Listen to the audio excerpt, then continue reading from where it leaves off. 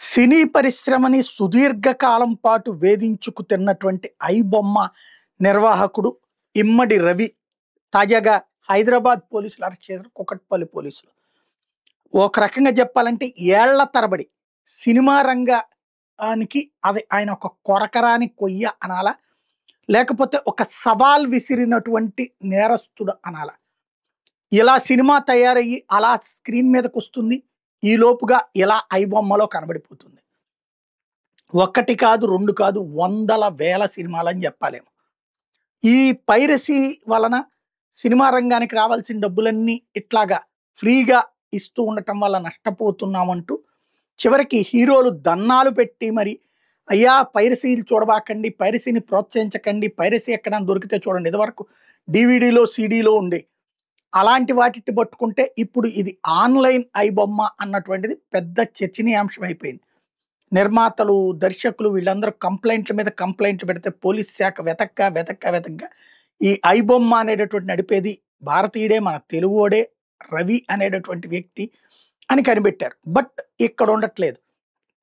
దాన్ని అతను ఇంకొకటి ఏం చేశాడు, దీన్ని కాస్త ఒక ప్రజా వేగనాలా, లేకపోతే ప్రజా బందిపోటనాలా, లేకపోతే ప్రజల తరపున పోరాడే వ్యక్తి తరహాలో ఒక ప్రొజెక్షన్ కూడా చేసుకొచ్చాడు. ఏమని, సినిమా రంగం ఒకే సినిమాని 10 కథలుగా తీస్తుంది, 10 మంది హీరోలతో చేస్తుంటుంది, కొత్త కథలు ఉండదు, కొత్త ఆలోచనలు ఉండదు. వీళ్ళకేమి డబ్బులేమో లక్షలు కాదు, కోట్లు మింగేస్తున్నారు. అట్లాంటి వాళ్లతో ప్రేక్షకుడు నలిగిపోతున్నాడు. కాబట్టి ఆ ప్రేక్షకుడికి వినోదాన్ని ఉచితంగా అందించేందుకు నేను ఏర్పాటు చేశాను, దాని రిస్క్ నేను తీసుకుంటున్నాను అన్నటువంటి కోణాన్ని అతను ప్రొజెక్ట్ చేసుకొచ్చాడు. దాంతో ఓ పక్కన ప్రతి హీరో అభిమాని కూడా తన హీరో సినిమా సూపర్ హిట్ కావాలి, 100 కోట్లు సంపాదించాలి. కానీ టికెట్ రేట్లు భారీగా అయిపోయిన తర్వాత అంత పెట్టి ఎఫర్ట్ చేయలేనప్పుడు వచ్చి ఈ ఐబొమ్మలోనే చూస్తుంటాడు అదే అభిమాని. అదే సందర్భంలో తన ఎదుటి హీరో నాశనం అయిపోవాలి, ఎదుటి హీరో సినిమా సీన్లోకి ఇట్లా ఐబొమ్మలోకి రాగానే జనానికి తెలియకపోయినా తెలియజేసి మరి ఐబొమ్మలో వచ్చేసిందంటగా అంటూ ప్రొజెక్షన్ చేసి తద్వారా ఎదుటి హీరోకి, అంటే తన హీరోకి ప్రత్యర్థి అయినటువంటి హీరోకి సంబంధించిన సినిమాకి ప్రేక్షకుని పోనీయకుండా ఇటు డైవర్ట్ చేసి అదొక సునకానందం పొందేటటువంటి వ్యవహారం నడుస్తూ వచ్చింది. ఈ ఐబొమ్మ నిర్వాహకుడు కోసం వెతికారు ఈ రవి ఎక్కడున్నాడు అన్నాడు.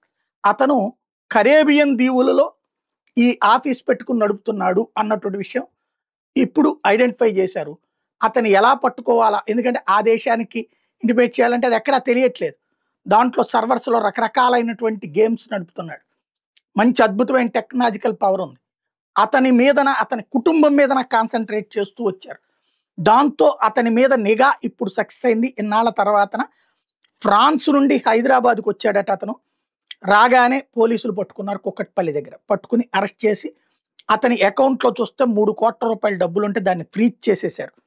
అట్లాగే సర్వర్స్ చెక్ చేస్తున్నారు, ఎలాగా ఇతను ఇక్కడి నుంచి పట్టుకెళ్తాడు. ఇదంతా ఇప్పుడు అసలు కథ సినిమాల్లాగా ఇక రాబోయేటటువంటి రోజుల్లో వచ్చేటటువంటి అవకాశం ఉంది.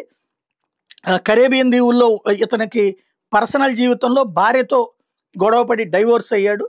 అప్పటి నుంచి సైకలాజికల్గా ఇట్లా ప్రిపేర్ అయ్యాడా, లేకపోతే త్రూ ఆ ఇష్యూస్ ద్వారా ఇతను పట్టుకున్నాడు తెలియదు. ఎందుకంటే ఇతను దొరకగానే భార్య ఈ వ్యవహారాలు కూడా స్క్రోలింగ్లు ఇవ్వగలిగారు పోలీసులు. అంటే చాలా పక్కా ప్రిపేర్డ్గా ఉన్నారన్నటువంటిది కనబడిపోతుంది.